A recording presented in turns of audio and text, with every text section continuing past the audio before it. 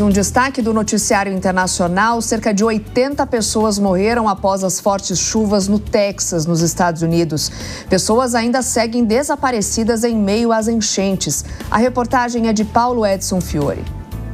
Imagens aceleradas mostram o avanço impressionante das águas durante a enchente que devastou o Texas nos últimos dias e que continua causando estragos. O vídeo, gravado em time-lapse, mostra como o nível do rio Guadalupe subiu de forma impressionante em pouco tempo, alagando diversas áreas em questão de horas. Em vários pontos, a água subiu muitos metros em poucos minutos, chegando aos telhados das casas, quebrando as janelas dos chalés e arrastando pessoas. O balanço de vítimas não para de aumentar no estado americano, onde as equipes buscam desesperadamente por desaparecidos. Voluntários se juntaram às autoridades para procurar várias meninas e um conselheiro de um grupo cristão que estavam acampados às margens do rio Guadalupe. O governador do Texas, Greg Abbott, disse que havia cerca de 750 crianças no acampamento Mystic quando o rio transbordou. A brasileira Priscila Mello mora no Texas e diz que nunca viu uma tragédia tão grande. Tem um grande sentimento de solidariedade. A tragédia ela mexe com todo o estado, até cidades que não foram diretamente atingidas estão enviando doações. E apesar do trauma, o senso de comunidade e empatia está muito visível nas ações cotidianas. É um desastre sem escalas, mas felizmente a comunidade tem se unido para poder fazer o que precisa ser feito com a ajuda do governo, mas também com a ajuda de todos. A meteorologista Heloísa Pereira afirma que as temperaturas acima do normal no Atlântico Norte, sobretudo no Golfo do México, ajudam a explicar o fenômeno. Na previsão dos próximos dias, a gente até vê sim uma redução desse potencial de chuva forte, mas não podemos descartar ao longo deste verão novos episódios de chuva intensa. O presidente Donald Trump assinou uma declaração de grande desastre, permitindo a liberação de recursos federais para o Texas. Trump evitou apontar culpados pelo desastre e disse que a tragédia é algo jamais visto em 100 anos. Just say this is a 100-year catastrophe. And it's just so horrible to watch. O republicano afirmou que deve visitar a região, provavelmente na próxima sexta-feira. Bom, seguimos no assunto porque as autoridades do Texas devem retomar as buscas pelos desaparecidos após essas enchentes aí que a gente mostrou para você no estado. O Fabrício Knight, que é nosso editor de internacional, já está aqui no estúdio com a gente. Fabrício, bom dia para você. Qual deve ser o foco dessas buscas que serão retomadas no dia de hoje? Bem-vindo. Bom dia, Nonato, Soraya, todos que acompanham o Jornal da Manhã. O foco são nos 41 desaparecidos, incluindo 10 meninas que estavam no acampamento junto de um conselheiro, como destacou na reportagem o Paulo Edson Fiore. Essas pessoas, muito possivelmente, foram levadas, arrastadas pela correnteza que passou pelo rio Guadalupe, que encheu e aumentou o nível em mais de 6 metros na última sexta-feira.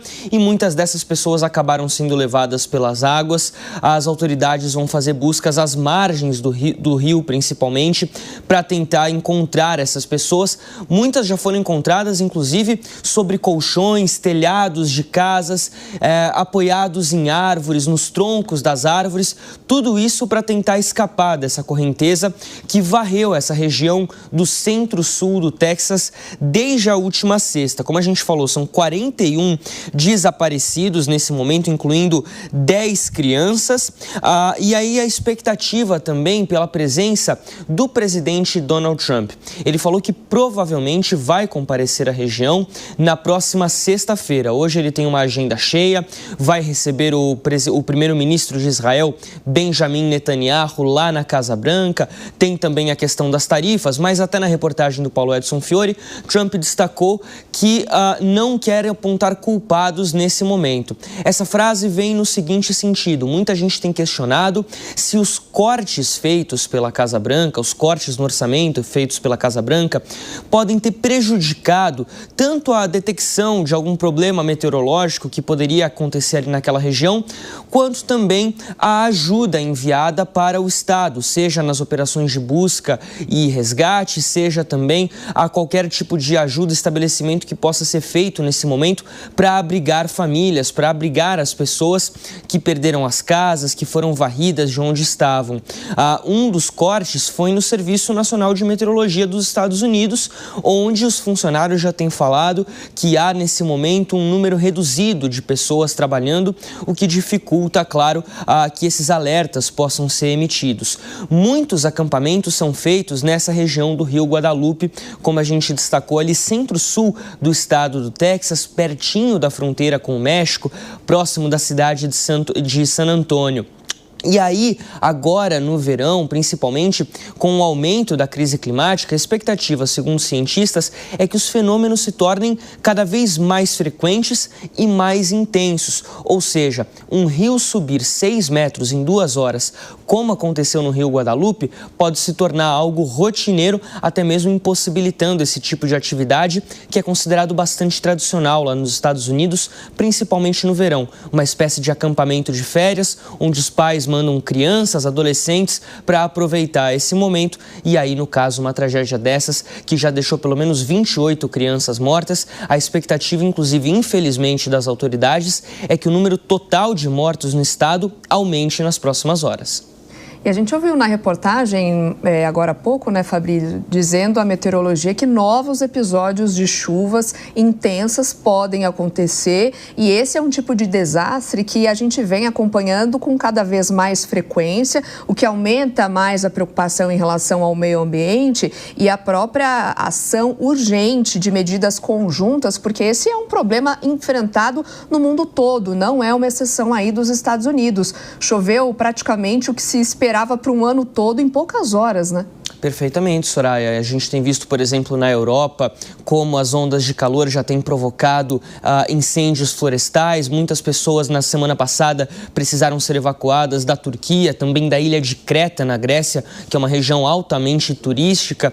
Além, claro, de 8 mortes que foram registradas no continente por conta do alto calor só na semana passada. No caso do Texas, principalmente no condado de Kerr, que é onde foi o principal volume de chuva registrado na última sexta-feira e nesse fim de semana, a expectativa dos meteorologistas é que volte a chover e volte a chover com força ainda nessa segunda-feira. Por isso que as autoridades querem acelerar esse processo de busca para evitar novas vítimas. Obrigada, Fabrício, pelas suas informações. Vamos seguir acompanhando. Qualquer novidade, a gente volta a te acionar. Até daqui a pouco.